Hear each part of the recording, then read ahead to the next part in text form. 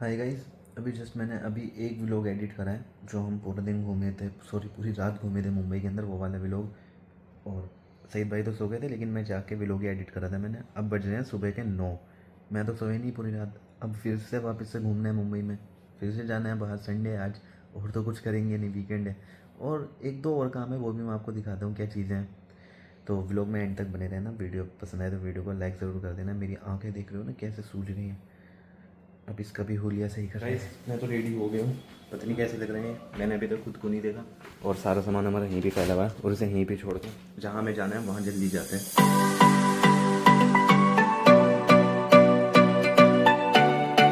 जो है कॉपरेशन हमको लगेगा, क्योंकि आप सब लोग जो है एक समझ लीजिए जो फाउंडेशन है हमारा कैंसर कंट्रोल मिशन, उसके आप लोग पिलर हैं। जैसे कोई बिल्डिंग बनती है ना, तो बिल्डिंग में सबसे पहले उसकी नींव रखी जाती है। नींव रखने के बाद उसके पिलर बनाए जाते हैं। तो आप These are the special children who are specially abled. So we celebrated Janmashtami with them so that they don't feel lonely at Krishna Lala's Janm.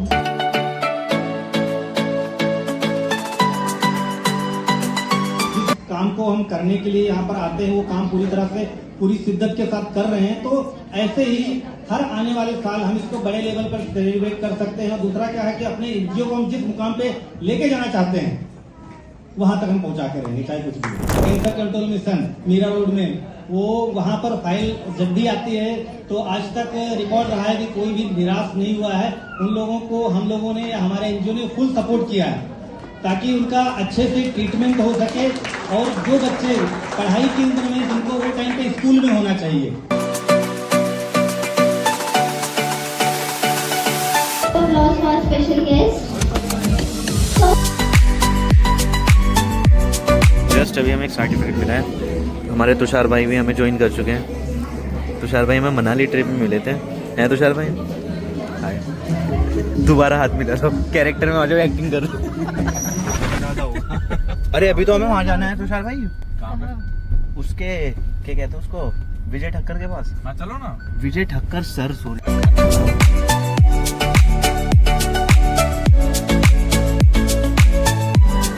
Tushar भाई हमें ला के बिठा चुके हैं अपने favourite Pom Pom rooftop cafe में।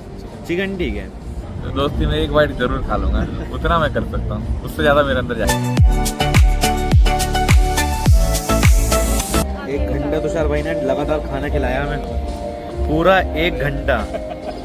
1 घंटा खाना खाया और आधा घंटे वेट करा। आपको भी गाइस मिलाते हैं। वैसे बड़ा अजीब लगता है ऐसे किसी से बात, कोई है ही नहीं, बस कैमरे से बोले जा रहे हैं, कुछ भी बोले जा रहे हैं। आपको भी मिलाते हैं किसी से, कोई पर्सन है, कोई यूट्यूबर है, शायद से आप ज़रूर जानते होंगे उन्हें। कोई नहीं जानता, सब जानते हैं। मिलाते हैं आपसे उन्हें।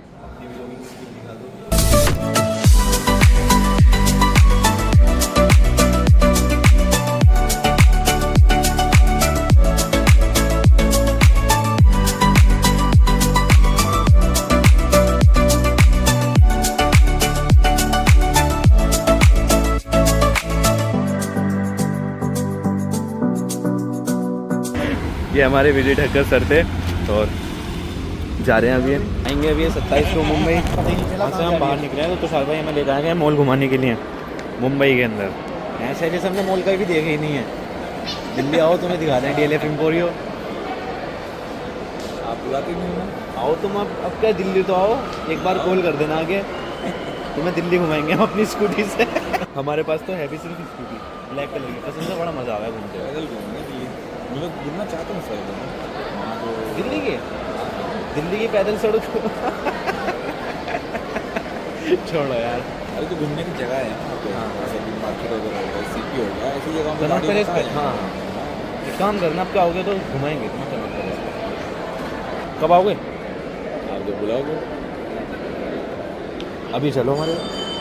चलो चलो चलो चलो। ऐसे करोगे तो पता नहीं चलता। आपने ब्लॉगिंग की नहीं करी। अब वो तो हमने कर लिया। तो फिर रहने दो, मत करो।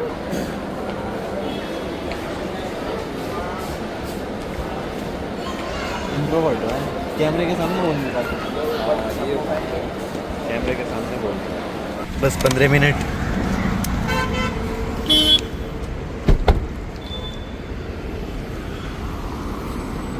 ठीक है तुषार भाई, फोन पकड़ना सईद भाई। कॉल करो पहुंच के। ठीक है। कैसा सामान फैला हुआ है भाई साहब, हालत ख़राब हो गई हमारी। तो अभी तो सोया तो हूँ नहीं मैं, अब आराम से सोऊंगा सुबह तक।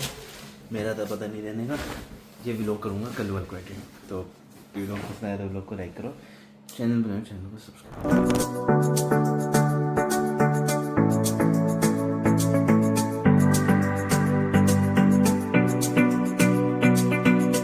यहाँ पे ऑफिस है ज़ारा का।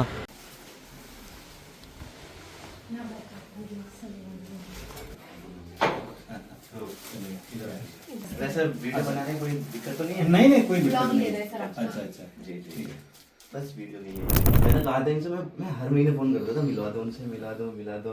तो उन्होंने आज मिलवा ही दिया। बढ़िया, किसी ने मुलाकात हो गई। बहुत प्रभावित हुआ आपसे, उन्होंने बोला कि सर से मिलने के सच में मैं कल से बोले जा लिए रहा हूँ कब आपकी मिलवा रही फंक्शन के लिए हूँ। स्पेशली आए। ओके। आज इनकी फ्लाइट है 5 बजे की। तो ये हमारे सामने जिनसे आज हम मिलने के लिए आए हैं पुष्पेंद्र सर हैं। और पुष्पेंद्र सर एक NGO चलाते हैं जो कि कैंसर कंट्रोल मिशन है। उसके बारे में ज़्यादा यही बताएंगे कैसे ये काम करते हैं, लेकिन काम बहुत अच्छा करते हैं। जी सर। नमस्कार दोस्तों, मेरा नाम पुष्पेंद्र राज है और मैं कैंसर कंट्रोल मिशन का फाउंडर और मैनेजिंग ट्रस्टी हूँ। ठीक है, आज के 15 साल पहले ये NGO हमने और हमारी वाइफ ने मिल करके स्टार्ट किया था, यही सोच करके कि हर कोई कुछ ना कुछ काम करता है, क्यों ना कुछ ऐसा काम किया जाए जिसकी वजह से लोगों का या अपने समाज का या अपने देश का पूरा तो नहीं लेकिन थोड़ा बहुत तो भला हो पाए हमारे NGO के माध्यम से। तो बस वही सोच करके स्टार्ट किए। धीरे धीरे हम लोग अवेयरनेस कैंपेन पे काम किया कि लोगों को पहले तो इसके बारे में अवेयर करना बहुत जरूरी है कि कैंसर क्या है, बहुत सारे लोगों को पता ही नहीं होता है। और ये होता कैसे, इसके सिम्टम्स क्या होते हैं वो जानना बहुत जरूरी है। क्योंकि क्या होता है, ऐसे स्टेज पे ये चीज पता चलता है जब हम 3rd या 4th स्टेज पे पहुंच चुके होते हैं, जहां पर इस बीमारी का इलाज बहुत ही कम होता है या चांसेस ही नहीं होते हैं। तो हम लोगों ने ये सोचा कि अगर इसके बारे में लोगों को पहले से पता हो जाए तो फिर क्या होगा कि कुछ नहीं तो कम से कम लोग सही समय पर डॉक्टर के पास जाकर के कंसल्ट करके अपना ट्रीटमेंट ले सकते हैं। और ऐसा जब करना स्टार्ट किया तो स्कूलों के माध्यम से हमने लाखों लोगों तक ये अवेयरनेस पहुंचाई। उसका रिजल्ट ये है कि धीरे धीरे करके लोग इसका लाभ लेने लगे और इसका जो फीडबैक हम लोगों के पास स्कूलों से आया वो काफी हद तक पॉजिटिव वे में था कि जो लोग जैसे जिनके अंदर होती है ना कुछ, जैसे कोई ड्रिंक करता है, कोई गुटखा खाता है, और होता क्या है कि हम लोगों की जो ये नीड्स होती हैं बॉडी की, जैसे एक एग्जांपल देते हैं कि एक बाइक है, बाइक को जरूरत क्या होती है, एक पेट्रोल की और उसका मेंटेनेंस, टायर में हवा चाहिए, टाइम टू टाइम उसका सर्विस होना चाहिए। ठीक है, अगर उसी चीजों को हम अलग वे में करें कि जो उसकी खुराक है, जो जहां पर उसको हम पेट्रोल की जगह पे कैरोसिन या ऐसा कुछ डालते हैं तो नहीं चला सकते। बट हम लोग भी वही करते हैं अपने शरीर के साथ, वही करते हैं। एग्जैक्टली भगवान ने जो हमारा स्ट्रक्चर बनाया है कि हमारी हेल्दी सेल्स की कुछ जरूरतें होती हैं, अच्छा न्यूट्रिशन, हाँ ऑक्सीजन और जो ये पानी जो होता है, ठीक है ना, नेचुरल या फिल्टर वाटर कह लीजिए, ठीक है, वो सब हमारी जो जरूरतें हैं। बट होता क्या है कि आजकल जो जवान का टेस्ट लगा हुआ है लोगों को कि नहीं यार ये चीज अच्छी लगी, हम मॉल वगैरह जाते हैं, बहुत सारा फूड कोर्ट में जाते हैं, देखते दुनिया भर की भीड़ लगी, लोगों को लाइन लगती है, फास्ट फूड, जंक फूड, ये वो दुनिया भर का वो सब खाते हैं। उनको पता है कि ये सब चीज हमारे लिए हेल्दी नहीं, फिर भी खाते हैं। फिर क्या होता है कि जो जैसा खाएगा उसके हिसाब से वो बॉडी रिस्पॉन्ड करती है। फिर धीरे धीरे क्या होता है, उनके अंदर कुछ ऐसी ये रिएक्शंस होते हैं, उनको पता है। फिर धीरे धीरे कुछ सालों बाद ये बीमारियां जो है वो उभरने लगती हैं, क्योंकि कोई भी बीमारी एक दिन में नहीं होती, जो लॉन्ग टर्म की या बड़ी बीमारी होती उसको टाइम लगता है बनने में। ठीक है, फिर उसी तरह से कैंसर है, उसके बहुत सारे सिम्टम्स होते हैं। अगर उस पर हम लोग थोड़ा सा फोकस करें, ध्यान दें कि अगर प्रिवेंशन पे काम किया जाए तो काफी हद तक लोगों की जान को बचाया जा सकता है। ये काफी हद तक सक्सेसफुल भी हुआ है। बहुत सारे डॉक्टर्स हमारे साथ जुड़े हुए हैं जो इंटरव्यूज में बताते हैं, हमारे प्रोग्राम्स में आते हैं, लोगों को अवेयर करते हैं। उससे क्या होता है कि लोग समझते हैं उस चीज को कि हाँ एक्चुअल में ये चीजें हैं, इसको इस तरह से अगर हम अपने जीवन में ढाल लिए या उसको फॉलो की जरा सा भी हम इम्प्लीमेंट कर रहे हैं अपने लाइफ के ऊपर, तो हमारी जो जिंदगी बच सकते हैं। होता है ना कि गॉड ने जो डिजाइन किया है पूरी बॉडी को कि 100+ या 125 साल तक हम जिंदा रह सकते हैं। ठीक है, उतना नहीं, कम से कम जो औसतन आयु एक निर्धारित की गई है 70 ईयर्स की, ठीक है ना, तो वहां तक भी आजकल देखा जाए लोगों को पहुंचने में बड़ा मतलब बहुत मुशक्कत करना पड़ता है। बट प्रॉब्लम ये होती है कि अगर हम सही समय से अपनी लाइफ को जिए, जैसे हमारे दादा परदादा लोग वो क्या खाते थे, कितने बजे सो के उठते थे, कितने बजे सो जाते थे, ठीक है, वो चीज अगर हम फॉलो करने लगे तो हम भी 100 साल तक अपने आप को सरवाइव करा सकते हैं बिना किसी डिजीज या बीमारी के। बट अच्छा, वैसे मतलब मान लो अगर किसी को कैंसर हो जाता है, जैसे कि आपका मिशन है, वो किसी बच्चे को कैंसर हो जाता है, फिर आगे का प्रोसेस आप कैसे करते हैं? ओके, अगर वो क्या हमारे चीजें पास रहती हैं? किसी भी बच्चे का केसेस आता है, पहली बात तो डायरेक्टली हॉस्पिटल वाले वो केस हमको प्रोवाइड करते हैं। तो उनका हम पूरा केस वेरीफाई करते हैं, हॉस्पिटल से पूरा एक हम लोग लेटर लिखवा के लेते हैं अपने एनजीओ के नाम पे कि इस बच्चे को किस चीज की और कब तक रिक्वायरमेंट है, उनको कॉस्ट एस्टिमेट बना करके देते हैं। उसके बाद फिर उनके पेरेंट्स से बात करते हैं, उनका पूरा हिस्ट्री हम लोग जानते हैं। बाद में पेरेंट्स से कंसर्ट लेटर साइन करा लेते हैं कि आपका केस हम जो है अपनी वेबसाइट पे अपलोड करने जा रहे हैं, ठीक है। तो और उसके फोटोज वीडियोस भी हम लोग मंगवाते हैं, वीडियो भी बनवाते हैं कि हम लोग डोनर्स को वो चीजें भेजते हैं और डोनर भी वेरीफाई करता है, तभी जाकर के वो लोग पेमेंट करते हैं। फिर जब वो लोग हर एक चीज के लिए एग्री करके साइन अप करके दे देते हैं तो हम अपलोड करके फिर कॉल करा के डोनर्स से जो हम फंड मांगना स्टार्ट कर देते हैं। धीरे धीरे जैसे उनके लिए फंड इकट्ठा होना स्टार्ट होता है, हम लोग फिर उनका ट्रीटमेंट का प्रोसीजर स्टार्ट करवा देते हैं हॉस्पिटल में बोल करके कि फंड आ गया है। फिर धीरे धीरे उनका जब ट्रीटमेंट स्टार्ट होता रहता है हम लोग कंटिन्यू उनको फंड देते रहते हैं। और कुछ टाइम बाद वो जो भी ट्रीटमेंट का एक प्रोसीजर होता है कि इतना ड्यूरेशन में वो लोग ठीक हो जाते हैं जो ब्लड कैंसर। अच्छा, वैसे आपके पास डेटा है नहीं, लेने पूरा डेटा है। कि मतलब कितने बच्चों का आपने ट्रीटमेंट कराया और कितने सक्सेसफुली? अभी एग्जैक्टली तो नहीं बता सकते कि खाली अगर 23-24 का देखें तो लगभग 150 प्लस हमने पेशेंटों को ट्रीटमेंट करवाया है। जो सर्वाइव किए हैं आज वो लाइव है, जिंदा है। सारे जी। बहुत बढ़िया सर। क्योंकि उसमें मैक्सिमम ये कैंसर के केसेस हैं और हार्ट सर्जरी के भी केसेस हैं और न्यूबॉर्न बेबी जो प्रीमेच्योर हो जाते हैं, जैसे होता ना कि समय से पहले उनका, तो उसकी वजह से क्या होता है कि अभी तक जिन भी लोगों को हमने हेल्प किया सबकी दुआएं और ये ब्लेसिंग्स मिल रही हैं, तो ज्यादा अच्छा लगता है और वो लोग सभी लोग ठीक हैं। अच्छा, वैसे एवरेज अगर किसी एक पेशेंट का ट्रीटमेंट होने के लिए कितना पैसे लगता है?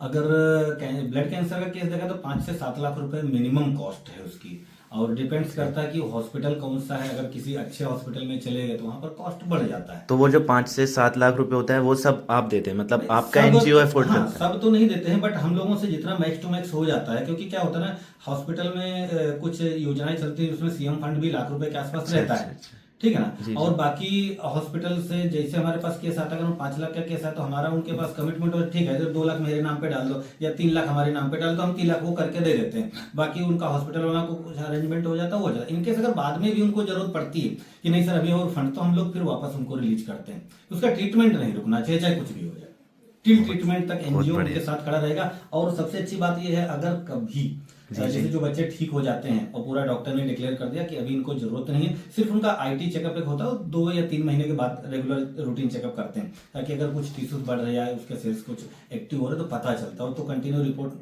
हम लोग मंगाते रहते हैं, देखते रहते हैं उसका क्या सिचुएशन। उसके बाद जब वो जैसे सफर तो कर चुके होते हैं, फिर जब उनका होता है कि अभी कॉलेज या पढ़ाई के लिए उनको आगे बढ़ना है, तब उनके पेरेंट्स से बात करते हैं। इनकेस अगर कभी आपको ऐसा लगता है कि उनका आपके बच्चा स्कूल जाने के लायक हो गया, डॉक्टर ने भी सर्टिफाइड कर दिया है, तो अब उनके पास इतना पैसा तो होता नहीं, क्योंकि बहुत ही गरीब फैमिली से वो लोग बिलोंग करते हैं। फिर हमारा एनजीओ क्या करता है, उनके स्कूल की फीस, उनकी बुक्स, उनके लिए बैग, उनके लिए यूनिफॉर्म, सारा फिर खर्चा पूरा कंट्रीब्यूशन उठाता है उनका कि आप पढ़ाई करिए, आप ठीक हो गए, निश्चिंत रहिए। इनकेस कभी भी लाइफ में लगता है कि जरूरत है तो एनजीओ के दरवाजे हमेशा आपके लिए खुला है, आप आइए, आपका स्वागत है। गूज़बम्स आ रहे हैं मुझे तो सुन के भी। बहुत अच्छा काम है। वैसे अगर आपने बताया आपके पास जो पेशेंट आते हैं वो डायरेक्टली हॉस्पिटल वाले आपको डायरेक्ट हॉस्पिटल में, कभी कभी डायरेक्ट होता है ना, माउथ पब्लिसिटी की वजह से एक पेशेंट का केस कहीं से आया, अगर उसके बच्चे का ट्रीटमेंट हमने करवाया या वो ठीक हो गया, उसके लिए फंडिंग करिए, तो दूसरा अगर बाजू में अरे यार हमको भी कुछ फंड, तो बोलते हैं हाँ ठीक है कैंसर कंट्रोल मिशन है, आप वहां पर फाइल सबमिट कर दीजिए। जब वो आते हैं तो फिर वापस हम हॉस्पिटल से वेरीफाई करते हैं, डायरेक्ट मेरे पास केस आया, फिर हॉस्पिटल वाले फिर वो लेटर बना करके देते हैं, हाँ ठीक है इसका भी आप लोग स्टार्ट करते हैं, हम लोग उसके लिए भी करना स्टार्ट कर देते हैं। अच्छा, वैसे मतलब मान लो अगर हमारा कोई वीडियो देख रहा है, कोई डिस्क्रिप्शन में कोई ऐसा लिंक वगैरह आपका है जिसे मैं डाल सकूं और वो डायरेक्टली आप? बिल्कुल हमारे पास लिंक है, वेबसाइट का लिंक है, फोन नंबर्स हैं, हर एक चीज, सोशल मीडिया के भी पेजेस बने हुए हैं, तो कहीं से भी कोई भी हमें कांटेक्ट कर सकता है। इनकेस अगर कैंसर से रिलेटेड कोई भी केसेस आता है, अगर उनको लगता है कि हाँ हम ये फंड की रिक्वायरमेंट है उनको, और फिर वो अपना डिटेल्स वगैरह कांटेक्ट करके प्रोवाइड करा सकते हैं, बाद में हमारा एनजीओ उनको हेल्प कर देगा। और ये सेम काम 15 सालों से करते हुए आ रहे हैं। अब से नहीं, ऐसे नहीं है कि 1 आध साल पहले शुरू करो, 15 साल से सेम काम कर रहे हैं। तो अगर आपको भी कुछ डोनेट करना है अपनी तरफ से तो आप यहाँ पे एनजीओ में कर सकते हैं। सर बताएंगे कैसे आपको डोनेट करना है, कैसे सारी चीज़ें आगे प्रोसेस होंगी। सर आप एक्चुअली जैसे आप लोग इस वीडियो को देखना स्टार्ट करेंगे तो वहाँ पर हमारे एनजीओ के बारे में बहुत सारी जानकारी आपको मिलेगी, ठीक है ना। अगर आपको लगता है कि समाज के लिए कुछ करना चाहिए, किसी की मदद करना चाहिए, जो बेचारे बहुत ही गरीब परिवार से बिलोंग करते हैं, जिनका ट्रीटमेंट कॉस्ट इतना ज़्यादा होता है कि उनके फैमिली वाले अफोर्ड नहीं कर सकते हैं, तो अगर आप चाहते हैं उनके लिए तो डिस्क्रिप्शन में डोनेशन का लिंक रहेगा। आप वहाँ जाकर के हमारे एनजीओ की वेबसाइट से वो लिंक कनेक्टेड रहेगा, आप डायरेक्ट डोनेट कर सकते हैं। डोनेशन के बाद आपको रिसिप्ट भी जनरेट होकर के आएगी और इनकम टैक्स में आपको रिबेट भी मिलेगा वहां पर 50% का। तो आइए प्लीज और बढ़ चढ़ करके डोनेट करें ताकि लोगों की एक मदद करी जा सके और उनको एक अच्छा जिंदगी हम लोग प्रदान कर सकते हैं आप लोगों के माध्यम से। Thank you so much.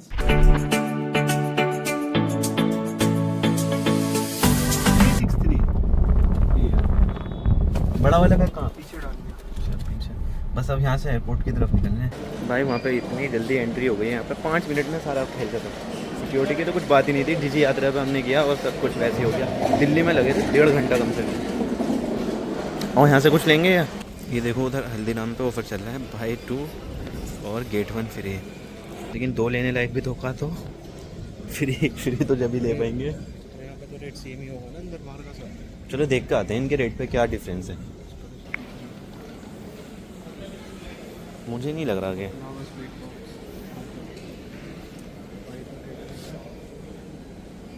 ही ले लेते हैं, काजू कतली और एक ऑरेंज बर्फी।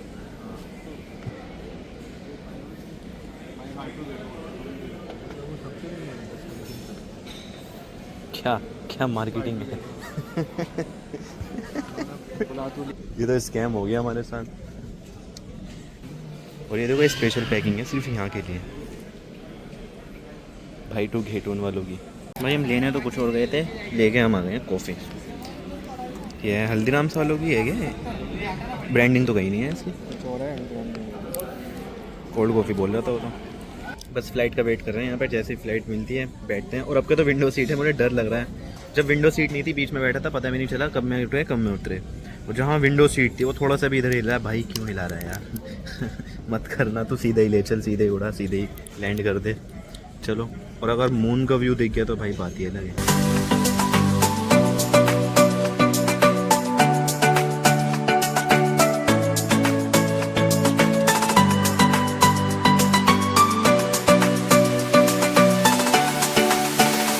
इधर नूडल्स खाते हैं, मज़ा तो आ रहा है।